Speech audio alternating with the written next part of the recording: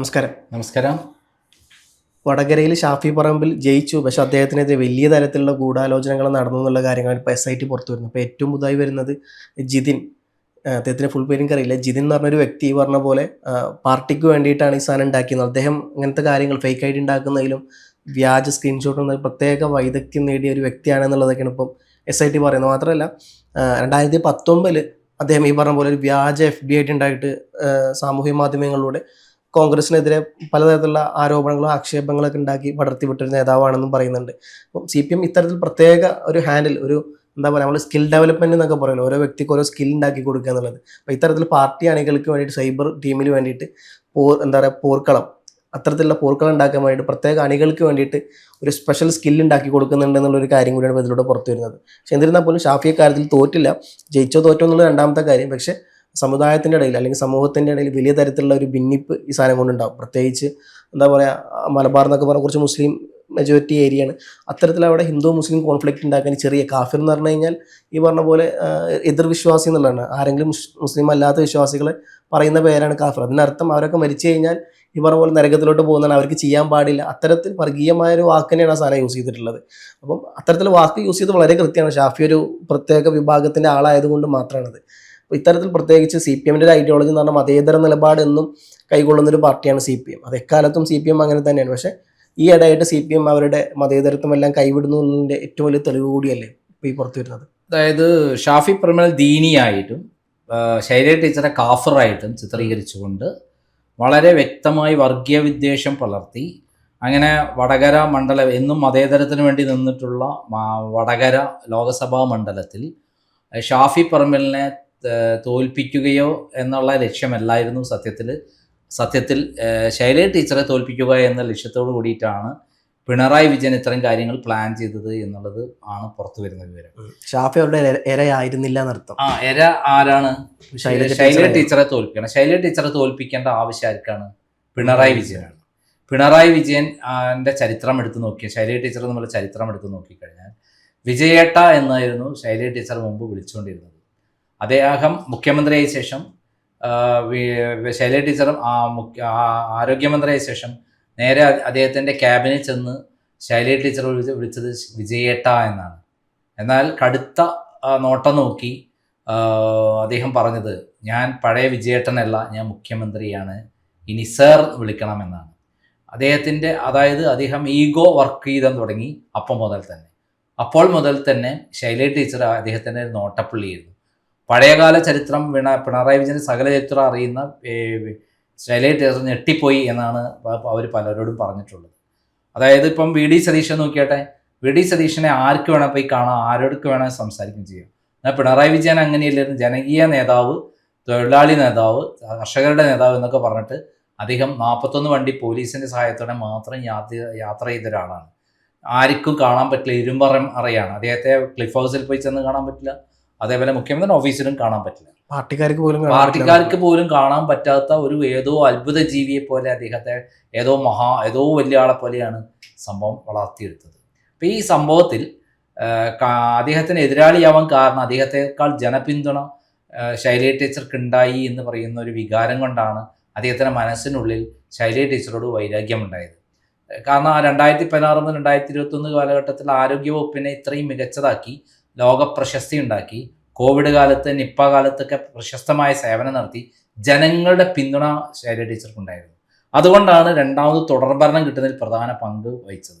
മാത്രമല്ല, ശൈലജ ടീച്ചറെ ജനങ്ങൾ സ്വീകരിക്കുന്നു, പത്രക്കാർ അവരടുത്ത് എത്തുന്നു എന്ന് മനസ്സിലാക്കി പിണറായി വിജയൻ തന്നെ വൈകുന്നേരം 6 മണിക്ക് സ്ഥിരമായിട്ട് പിന്നെ പട്ടിക്കും പൂച്ചയ്ക്കും കാക്കയ്ക്കും എല്ലാം പരിചരണം കൊടുക്കണം എന്ന് പറഞ്ഞിട്ട് കോവിഡിനെ കുറിച്ച് ഉള്ള പ്രചരണത്തിന് ഉത്തരവാദിത്തം ഏറ്റെടുത്തു.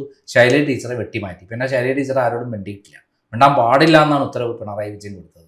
കാരണം പിണറായി വിജയനെക്കാട്ടും ജനപിന്തുണ ഉണ്ടാവുന്നു എന്ന് അദ്ദേഹത്തിന് ഇന്റലിജൻസ് റിപ്പോർട്ട് കിട്ടിയതോടുകൂടി ശൈലജ ടീച്ചറെ വെട്ടിമാറ്റി. നമുക്കറിയാം, അതിനുശേഷം നടന്ന ഇലക്ഷനിൽ അവർക്ക് സ്ഥാനം കൊടുത്തു. മട്ടന്നൂരിൽ നിന്ന് 60,000 വോട്ടിൻ്റെ ഭൂരിപക്ഷത്തിനാണ് ജയിച്ചത്. അവിടെ പിണറായിക്ക് 50,000 വോട്ടേ ഭൂരിപക്ഷം ഉണ്ടായിരുന്നത് ധർമ്മടത്ത്. അത് ഭയങ്കര മാനസിക പ്രശ്നമായിരുന്നു. അത് പെട്ടെന്ന് തന്നെ പ്രതിഫലിച്ചു. ലോകത്തിൽ ഒരു നേതാവും കാണിക്കാത്ത രൂപത്തിൽ ഒരു നേതാവിൻ്റെ ലീഡറുടെ ഗുണം എന്താണ്? കൂടെയുള്ളവരെ ഏറ്റവും നന്നായി പ്രവർത്തിച്ചവരെ കൂടെ നിർത്തുക എന്നുള്ളതാണ്. ശൈല ടീച്ചർ അദ്ദേഹം വെട്ടിമാറ്റി മന്ത്രിസ്ഥാനത്ത് നിന്ന്. പക്ഷെ വീണ ജോർജിനെ കൊണ്ടാക്കി. അപ്പം അതിന് ശേഷം നടന്ന ഇത്തവണത്തെ ഇലക്ഷനിൽ പോലും അവരെ മാറ്റി കൊണ്ടിട്ടത് അങ്ങനെ. അപ്പം ഇതേപോലെയാണ് അവരെ വടകരയെ കൊണ്ട് നിർത്തിയത്. വടകരയെ കൊണ്ട് നിർത്തിയിട്ട് അവരെ തോൽപ്പിച്ച് അവർക്ക് ജനപിന്തുണ ഇല്ല എന്ന് കണ്ടെത്താൻ വേണ്ടിയിട്ട്, ഉണ്ടാക്കാൻ വേണ്ടിയിട്ടാണ് അവരെ വടകരയെ കൊണ്ട് നിർത്തിയത്. അപ്പം ശൈല ടീച്ചറുടെ തലയിലേക്ക് ഇങ്ങനത്തെ ഒരു ആരോപണം, കാഫിർ ആണ് ശൈല ടീച്ചർ, ഇപ്പുറത്ത് ദീനിയാണെന്ന് പറയുന്ന സംഭവം ശൈല ടീച്ചറാണ് ഉണ്ടാക്കിയതെന്ന് കൊണ്ടുവരുന്ന രൂപത്തിൽ ശൈല ടീച്ചറോടുള്ള എല്ലാ ജനങ്ങളുടെ എല്ലാ ആളുകളുടെയും ഇത് പിന്തുണ നഷ്ടപ്പെടുത്തുക, മുസ്ലിം ഭാഗത്തിൻ്റെ വോട്ട് കംപ്ലീറ്റ് ഷാഫി പറമ്പിൽ കിട്ടുക എന്നുള്ള ലക്ഷ്യത്തോട് കൂടിയിട്ട് ഉണ്ടാക്കിയൊരു സ്ക്രീൻഷോട്ടായിരുന്നു. അതിൽ CPM ജയിക്കുകയും ചെയ്തു. കാരണം ഷാഫിയോട് ജയിച്ചല്ലോ. അല്ല, ഷാഫി ജയിച്ചു, CPM തോറ്റു. അതായത് ഭയങ്കര ഭൂരിപക്ഷത്തിനാണ് ആര് ജയിച്ചത്? ഷാഫി പറമ്പിൽ ജയിച്ചത്. അതായിരുന്നു പിണറായി വിജയന്റെ ആവശ്യം.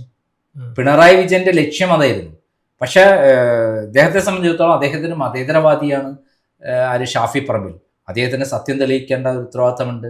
ഞാൻ ജാതി മതങ്ങൾക്കപ്പുറം, ഞാൻ മുസ്ലിമാണ്, പക്ഷെ ഞാൻ ജാതി മതങ്ങൾക്കപ്പുറം എല്ലാവരുമായിട്ട് ഒരേപോലെ ചിന്തിക്കുന്ന ഒരാളാണ്. എനിക്ക് ജാതി മതവും ഇല്ല രാഷ്ട്രീയത്തിൽ.